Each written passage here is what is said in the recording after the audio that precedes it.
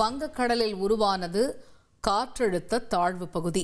இன்று காலை 5:30 மணியளவில் காற்றழுத்த தாழ்வு பகுதி உருவாகி இருப்பதாக வானிலை மையம் தகவல் வெளியிட்டுள்ளது.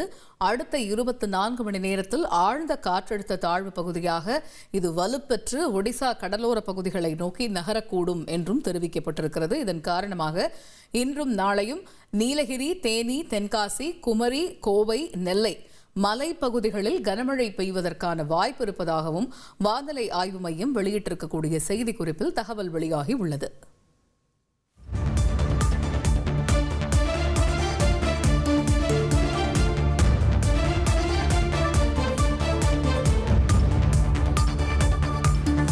உங்கள் தந்திவன் தொலைக்காட்சியில் யார் சனிக்கிழமை தோறும் இரவு 8 மணிக்கு காணத் தவறாதீர்கள்.